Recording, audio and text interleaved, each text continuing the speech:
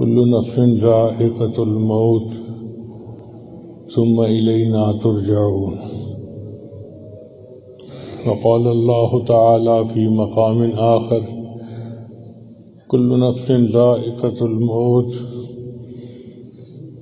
وإنما توفون أجوركم يوم القيامة فمن زحزح عن النار وأدخل الجنة فقد فاز وما الحياة الدنيا إلا متاع الغرور.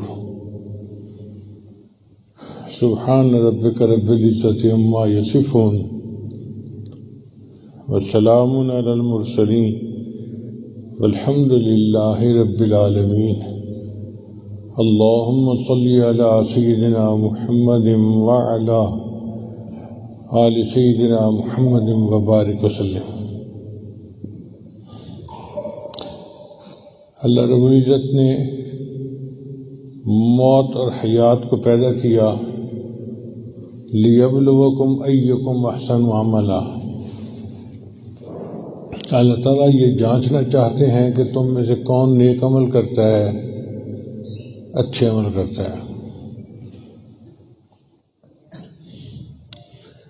عقل سوچتی ہے کہ موت آخر کیوں بنائی گئی. علماء نے اس میں بہت ساری حکمتیں لکھی ہیں.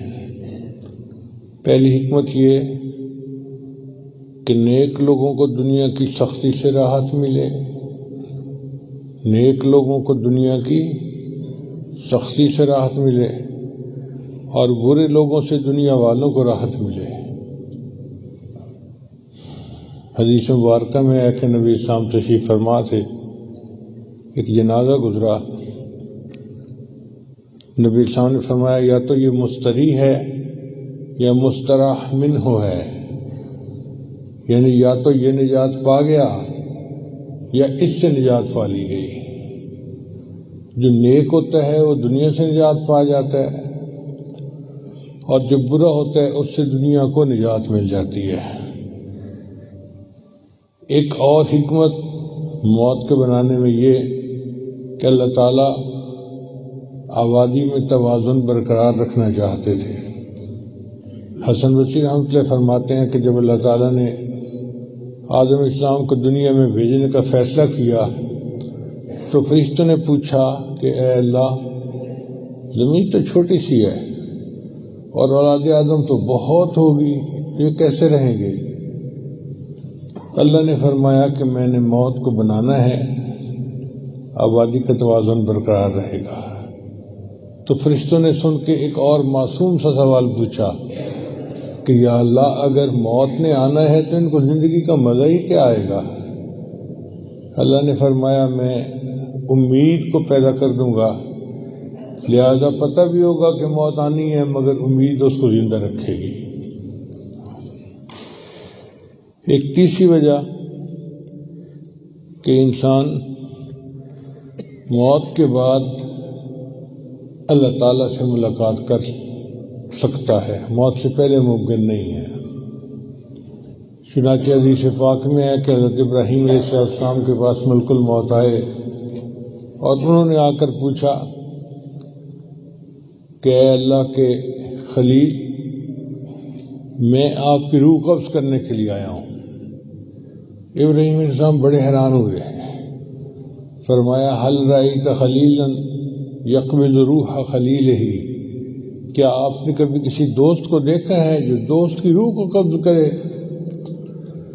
تو ملک الموت نے اللہ تعالیٰ سے رجوع کیا تو اللہ تعالیٰ نے فرمایا کہ میرے خلیل سے یہ پوچھو کہ حل رأیت خلیلا یکرہ لقاء خلیلہ، کیا آپ نے کسی دوست کو دیکھا ہے جو دوست کی ملاقات سے انکار کر رہا ہو؟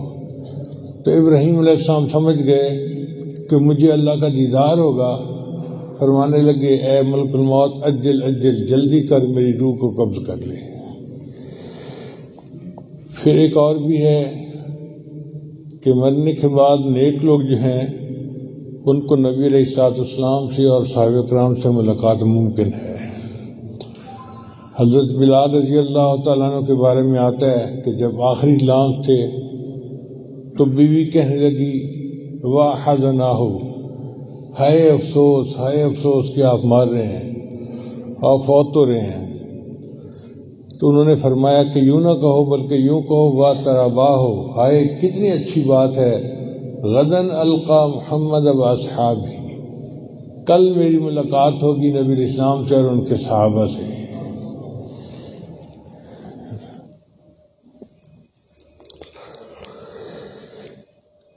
جب نبی علیہ السلام نے دنیا سے پردہ فرمانا تھا تو آپ نے سیدہ فاطمہ الزہرا رضی اللہ عنہا سے بلایا اور سرگوشی میں کوئی بات کہی تو وہ رونے لگ گئی۔ پھر تھوڑی دیر بعد ایک اور بات کہی تو وہ مسکرا پڑی۔ عائشہ رضی اللہ عنہا بڑی حیران، ام المومنین تھیں۔ انہوں نے پھر بعد میں پوچھا کہ فاطمہ یہ بتاؤ کہ نبی صاحب نے کیا فرمایا تھا؟ انہوں نے بتایا کہ نبی صاحب نے میرے کان میں سرگوشی کی تھی کہ بیٹا اب میرا وقت قریب ہے اور میں پردہ کرنے والا ہوں، تو میں رو پڑی تھی۔ پھر نبی علیہ السلام نے دوبارہ مجھے کہا کہ دیکھو میرے گھرانے میں سب سے پہلے تم مجھے آ کر ملو گی، تو میں مسکرا پڑی کہ جدائی زیادہ نہیں تھوڑی ہے۔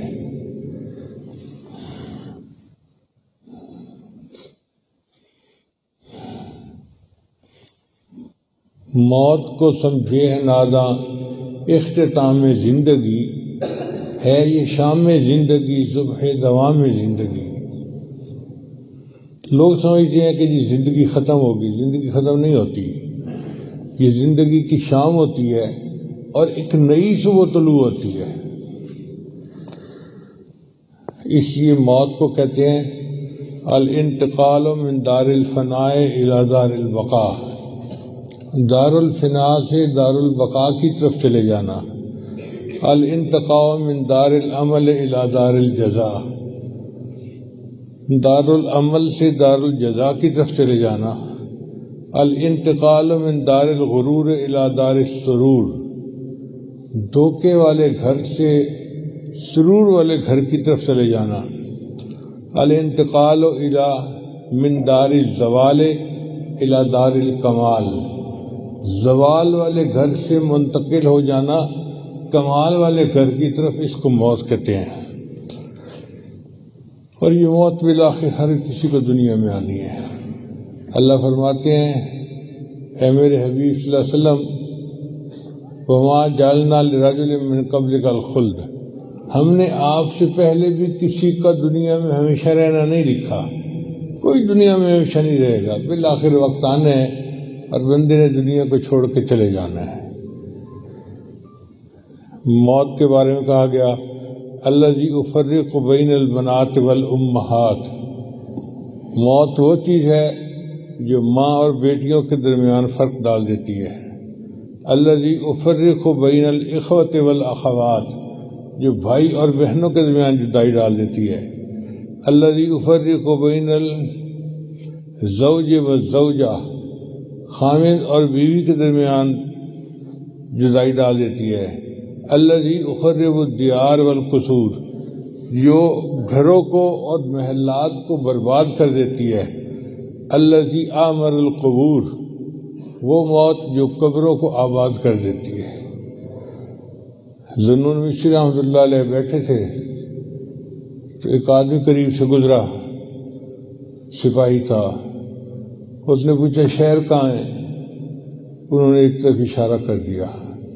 اب وہ گیا تو دیکھا کہ آگے تو قبرستان ہے، تو اس کو بڑا غصہ آیا، اس نے آ کے 2-4 ڈنڈے لگائے کہ آپ نے جھوٹ کیوں بولا، میں نے کہا تھا شہر کہاں ہے اور تم نے قبرستان بھیج دیا۔ اور کبھی دیکھو میں ہمیشہ یہیں بیٹھتا ہوں، میں روزانہ دیکھتا ہوں کہ شہر سے لوگ آ کر ادھر آباد ہوتے ہیں، آج تک ادھر سے واپس کوئی نہیں گیا، تو پھر شہر تو یہ ہوا نا جو آباد ہو رہا ہے، اور یہ تو برباد ہونے والا، اس کو شہر کیوں کہیں؟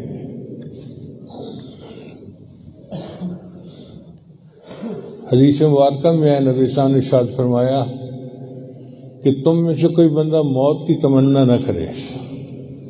موت کی تمنا اس لیے نہیں کرنی چاہیے کہ اگر یہ نیک بندہ ہے تو اس کو اللہ تعالیٰ اور موقع دیں گے نیکی کے کرنے کا، اور اگر یہ برا آدمی ہے تو اللہ اس کو توبہ کی توفیق دے دیں گے۔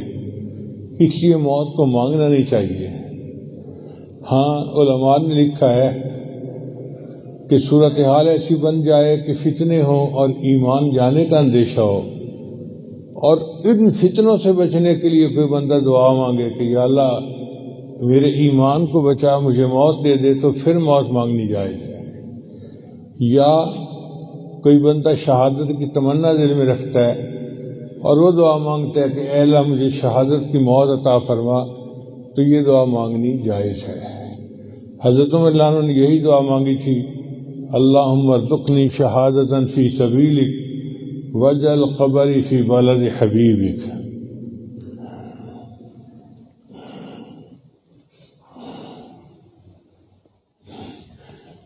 باقی یہ کہ موت بہت تکلیف دہ عمل ہے۔ اللہ نے یہ نہیں فرمایا کہ تم میں سے ہر بندے کو موت آنی ہے۔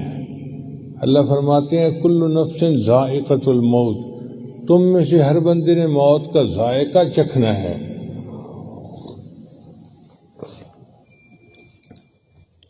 ذائقہ یا تو میٹھا ہوتا ہے یا کڑوا ہوتا ہے۔ تو نیک لوگوں کے لیے موت کا ذائقہ میٹھا اور برے لوگوں کے لیے موت کا ذائقہ کڑوا۔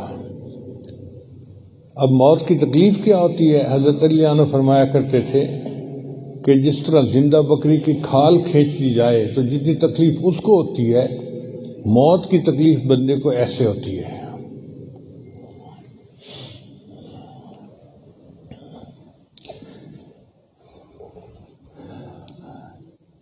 آپ ایک چھوٹی سی مثال پہ غور کریں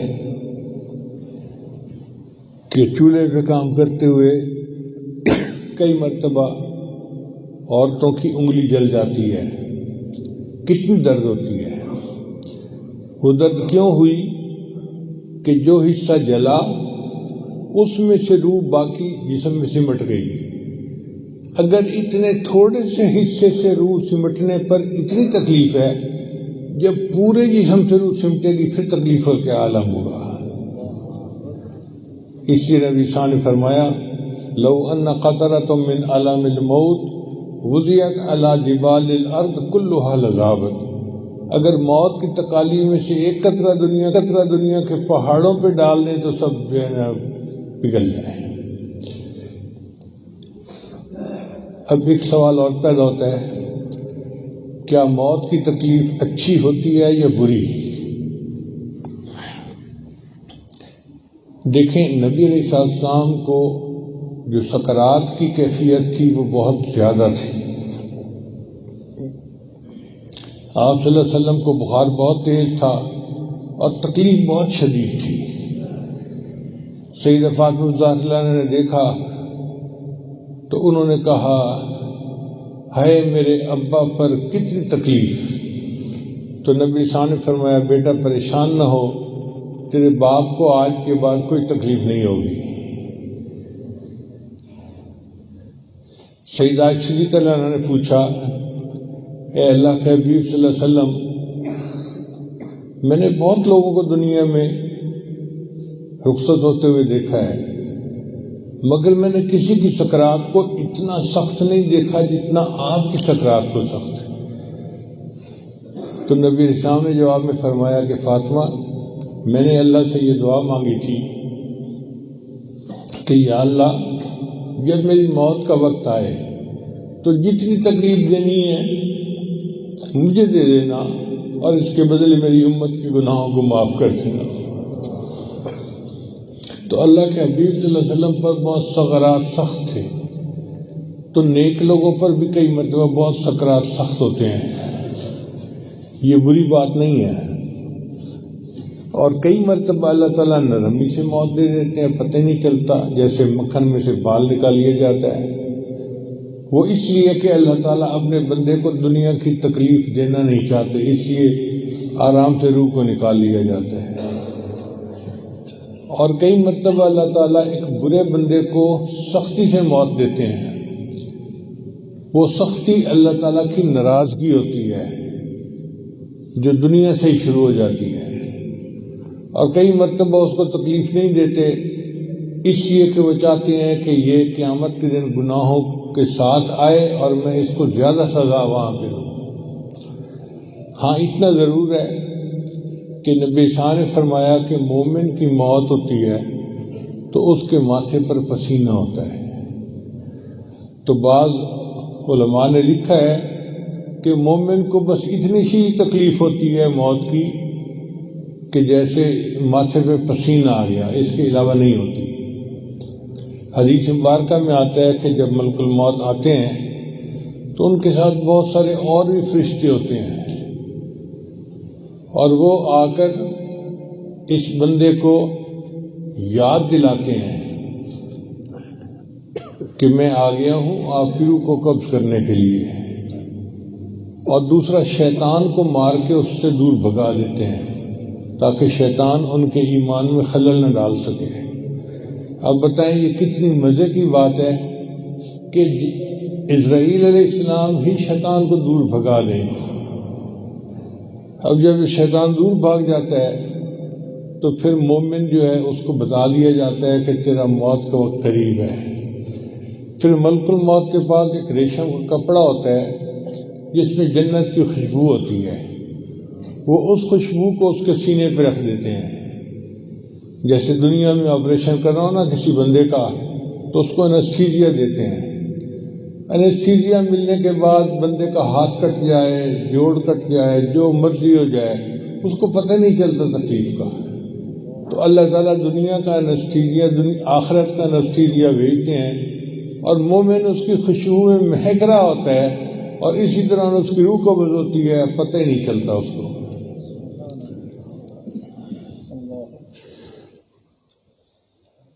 اور جو برا آدمی ہوتا ہے اس کے بارے میں حدیث پاک میں آتا ہے کہ اللہ تعالیٰ فرشتوں کو بھیجتے ہیں، اور وہ فرشتے مارنے والی چیزیں لے کے آتے ہیں، ہنٹر جیسے ہوتا ہے، وہ اس بندے کے ایک ایک جوڑ کی پٹائی کرتے ہیں اور کہتے ہیں تو کتنا برا آدمی تھا، اللہ کے حکم کو تو توڑتا رہا، اب دیکھ تیری کیسے گت بناتے ہیں۔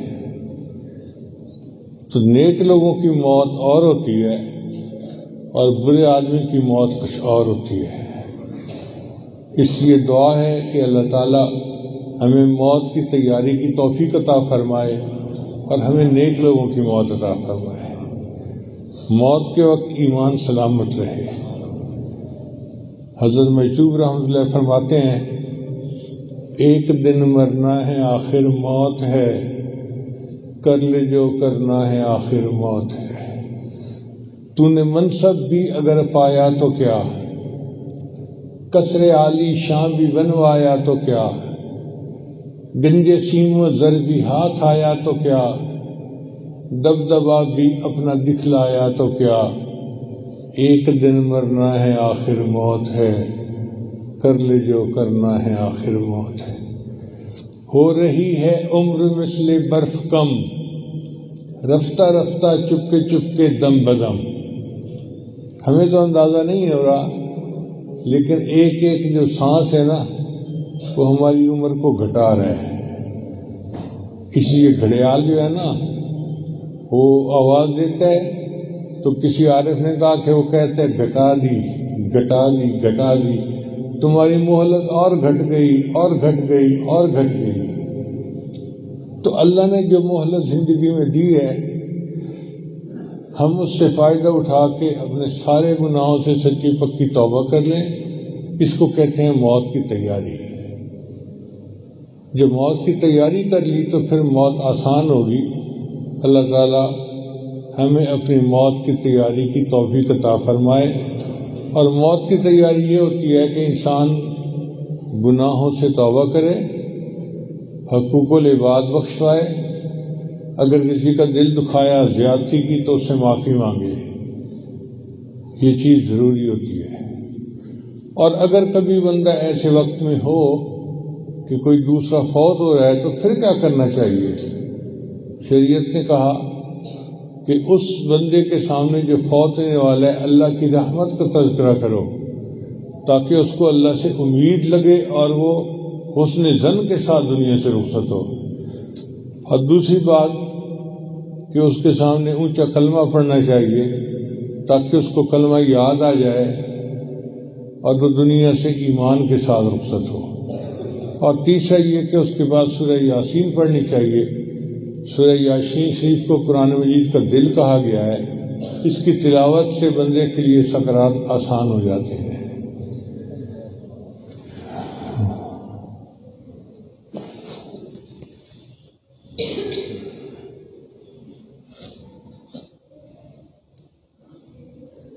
اللہ والوں کی موت کتنی آسانی سے آتی ہے، ذرا ایک دو واقعات سن لیجئے۔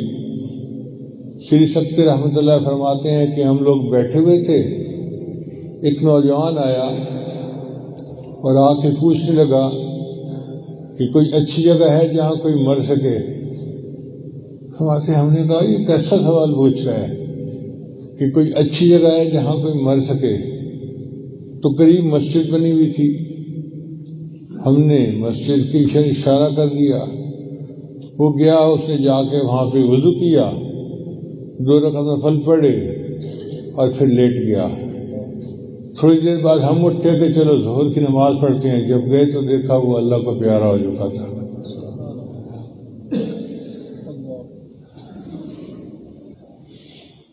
حسن ایک بزرگ گزرے ہیں، خواجہ فرید الدین عطار رحمۃ اللہ علیہ، ان کی عطر کی دکان تھی۔ آپ کو پتہ ہے عطر کی دکان میں چھوٹے چھوٹے شیشیوں میں عطر ہوتا ہے۔ ایک بوڑھا سا آیا اور اس نے آ کے دکان کو دیکھا، بڑے غور سے دیکھ رہا ہے۔ جب اس نے بڑے غور سے دیکھا تو انہوں نے پوچھا، یہ نوجوان تھے، بابا جی کیا دیکھ رہے ہو؟ کہنے لگا میں دیکھ رہا ہوں کہ تمہاری جان اتنی شیشیوں میں اٹکی ہوئی ہے، یہ نکلے گی کیسے؟ تو انہوں نے غصے میں کہا جیسے آپ کی نکلے گی ویسے میری بھی نکلے گی۔ تو بوڑھے نے جب سنا تو کہنے لگا اچھا بھائی میری جان تو ایسے نکلے گی۔ وہیں لیٹ گیا فرش کے اوپر اور کلمہ پڑھا اور فوت ہو گیا۔ یہ واقعہ بنا ان کی توبہ کا۔ وہ پھر توبہ کر کے بڑے اولیاء میں سے بنے اور انہوں نے تذکرۃ الاولیاء کتاب بھی انہوں نے لکھی۔ تو جنہوں نے موت کی تیاری کی ہوتی ہے ان کے لیے موت ایسے آسان ہو جاتی ہے۔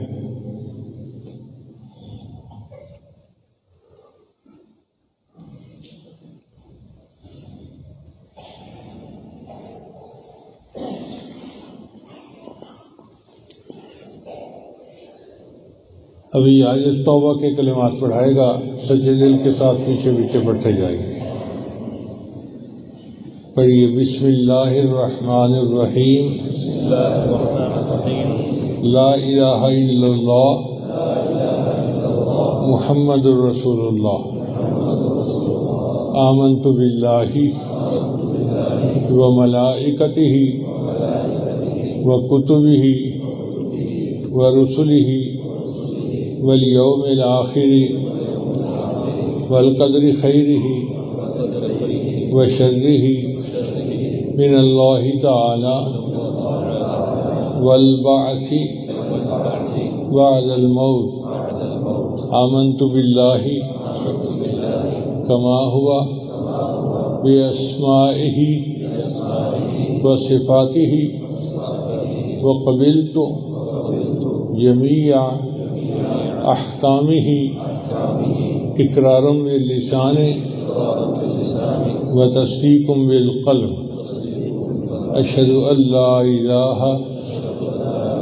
الا اللہ واشہد ان محمدا عبدہ ورسولہ۔ استغفر اللہ ربی من کل ذنب واتوب الیہ برحمتک یا ارحم الراحمین۔ بس ان کلمات کو پڑھنے سے ہم تو بتائے ہو چکے ہیں، چند معمولات ہیں جن کو باقاعدگی سے کریں گے تو اللہ تعالیٰ دل کو منور کریں گے۔ پہلا عمل 100 مرتبہ استغفار صبح شام پڑھنا، استغفر اللہ ربی من کل ذنب واتوب الیہ۔ دوسرا عمل 100 مرتبہ درود شریف صبح شام پڑھنا، اللهم صل على سيدنا محمد وعلى آل سيدنا محمد وبارک وسلم۔ تیسرا عمل قرآن مجید کی تلاوت روزانہ کرنا۔ چوتھا عمل چلتے پھرتے ہر وقت دل میں اللہ کو یاد کرنا، دست بکار دل بیار۔ اور پانچواں عمل مراقبہ، وَاذْكُرْ رَبَّكَ فِي نَفْسِكَ، ذکر کر اپنے رب کا اپنے من میں، اپنے دل میں۔ کیسے کریں؟ تضرعا وخیفہ ودون الجہر من القول، یہ مراقبہ ہی ہے۔ ہمیں ان معاملات کی پابندی کرنی چاہیے۔ اللہ تعالیٰ آسان فرمائے۔ بہت سارے دوستوں نے دعاؤں کے لیے آج پیغامات بھیجے ہیں۔ ایک دو صاحب ابھی میرے تھے، وہ بیمار ہیں، انہوں نے اپنی شفا کے لیے بھی دعا کے لیے کہا ہے۔ تو سب بیماروں کے شفا کے لیے دعا کیجیے۔ اور ایک بات یہ بھی ہے کہ اگر اس عاجز کی طرف سے کسی بندے کا دل دکھا ہو تو میری گزارش ہے مجھے اللہ کے لیے معاف کر دیں۔